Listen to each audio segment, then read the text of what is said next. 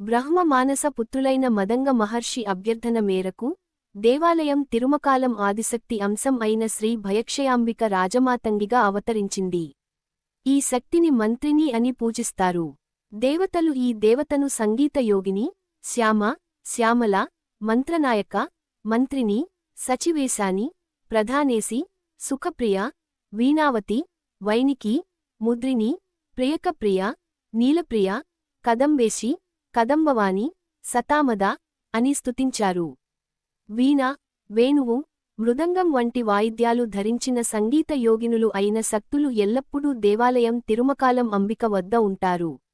ఈ శక్తి యొక్క నామాలను ఉచ్చరిస్తూ ప్రతిరోజూ పూజించే వారికి 3 లోకాలు వశమవుతాయి.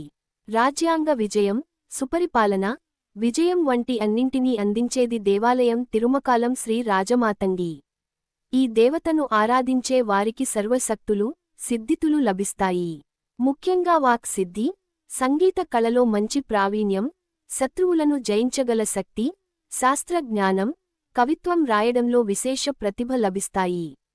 కుబేర సంపద లభిస్తుంది. దేవాలయం తిరుమకాలం మాతంగి దేవత పాదారవిందాలను ఆశ్రయించే భక్తులు అనేక సిద్ధిలను, వాటి ద్వారా పొందలేని మోక్షాన్ని కూడా పొందుతారు.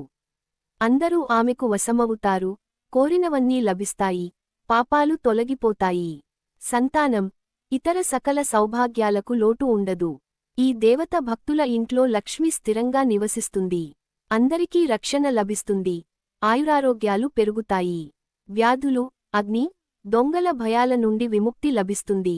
నవగ్రహ దోషాలను తొలగించడంలో కూడా ఈ దేవత సహాయం చేస్తుంది.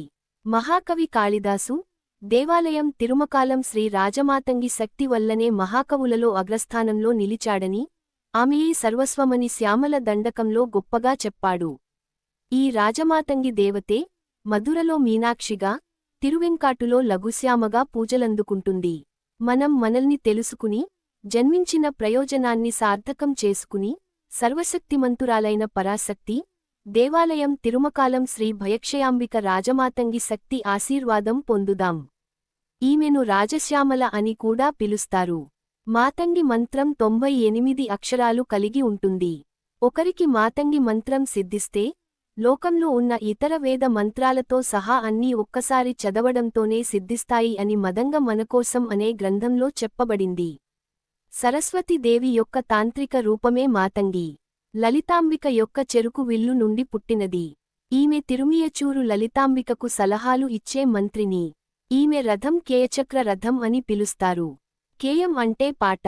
కేయచక్ర రథం కదిలేటప్పుడు దాని శబ్దం సంగీతమై వినిపిస్తుంది. ఎల్లప్పుడూ చిరునవ్వుతో, మంత్రముగ్ధులను చేసే కన్నులతో దేవాలయం తిరుమకాలం రాజమాతంగి కనిపిస్తుంది. కదంబ పుష్పాలు దేవత శిరోజాలను అలంకరించే అదృష్టాన్ని పొందాయి. మడిలో వీణను పెట్టుకుని, కింద 2 చేతులతో దానిని మీటుకుంటూ, పై 2 చేతులలో సంవధాన్యం కంకులు, చెరుకు విల్లు ధరించి ఉంది. మిగతా 4 చేతులలో చిలుక, సారిక అనే పక్షులు, పాసం, అంకుశం అలంకరిస్తున్నాయి. ముఖం తేజోవంతంగా ప్రారంభమవుతుంది. నుదుటిపై కస్తూరి తిలకం మెరుస్తోంది. శిరస్సుపై చంద్రవంకతో కూడిన కిరీటం ప్రకాశిస్తోంది. సర్వాభరణ భూషితగా దేవత వెలుగొందుతోంది. ఈమె చేతులలో ఉన్న ధాన్యం కంకులు లోకైక సుఖాలన్నింటినీ అందిస్తాయి. మాతంగి ఉపాసన అన్ని విద్యలలో, కళలలో త్వరగా ప్రావీణ్యాన్ని అందిస్తుంది.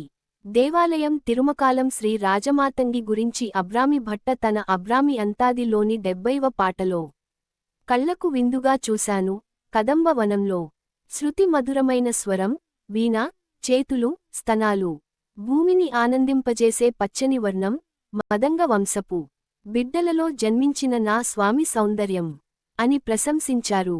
మహాకవి కాళిదాసు, దేవాలయం తిరుమకాలం మాత అంగి దేవత ఉపాసన వల్ల అనేక అద్భుత శక్తులను పొందారు.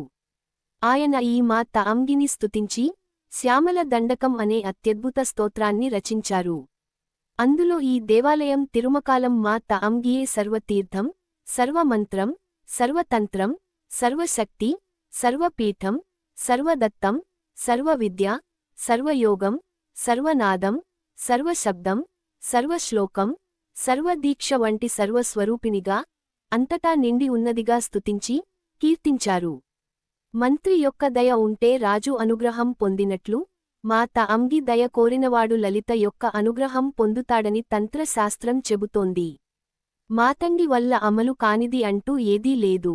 ఎల్లప్పుడూ అన్నింటినీ పొందగల వాక్ సామర్థ్యం, శక్తి, ఇతరులను తన వశం చేసుకునే స్వభావం, భయం లేని స్థితి, మనసులో కంగారు పడని స్వభావం, చేపట్టిన పనిని సులభంగా పూర్తి చేయగల సామర్థ్యం, రాబోయే ఆటంకాలను ముందుగానే ఊహించి సరిదిద్దే నేర్పు వంటివి దేవాలయం తిరుమకాలం శ్రీ రాజమాతంగి ఉపాసన వల్ల కలిగే ఫలితాలు.